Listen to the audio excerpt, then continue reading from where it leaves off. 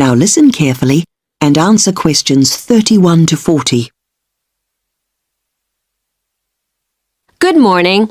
My name's Susan Mossman, and as well as being a part-time lecturer on the university's Museum Science degree, I'm also curator of a new exhibition opening at the Bidmouth Museum called Plasticity.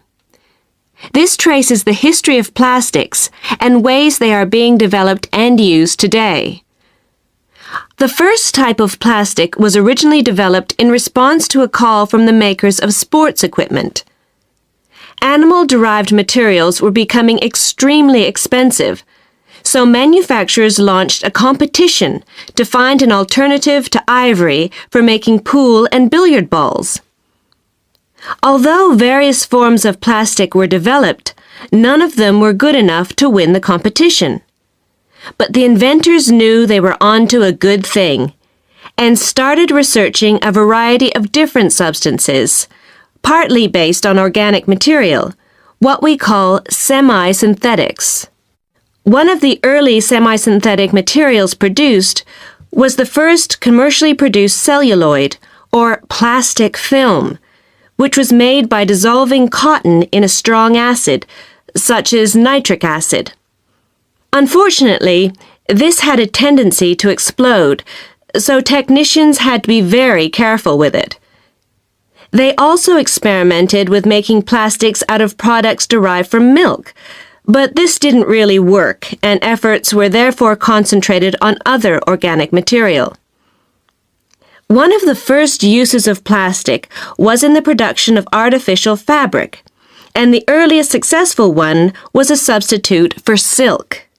This was obviously a very expensive fiber, so artificial alternatives were thought to be worth investing in. The next significant breakthrough came in 1907 with the invention of bakelite. This was the first entirely synthetic plastic made in a laboratory.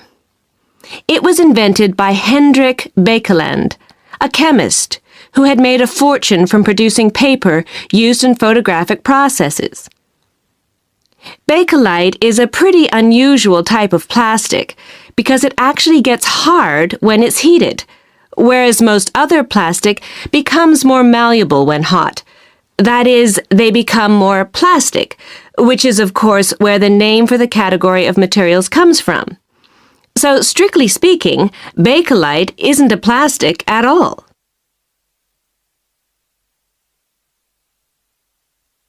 But now let's look at the exhibition itself. In it, we show a variety of semi-synthetic and totally synthetic plastics, some of them dating back 100 years.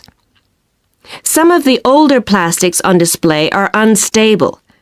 This means that when they are in the process of degrading, they may produce gases which are acidic and which can cause neighboring objects in the display to disintegrate. We had to be very careful with these displays because there is one thing which causes plastic objects to degrade or break down, and that is light. So we've had to think of ways to get around this problem when setting up the objects on display. We have about 850 objects in the exhibition. One of our most interesting is a magnificent chandelier, a lamp designed to hang in the center of the ceiling of a big hall.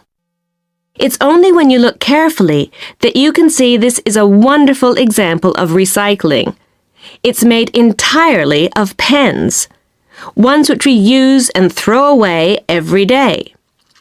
A second exhibit, which is drawing a lot of attention, is a car made entirely from plastic, which is now in small-scale production in Japan.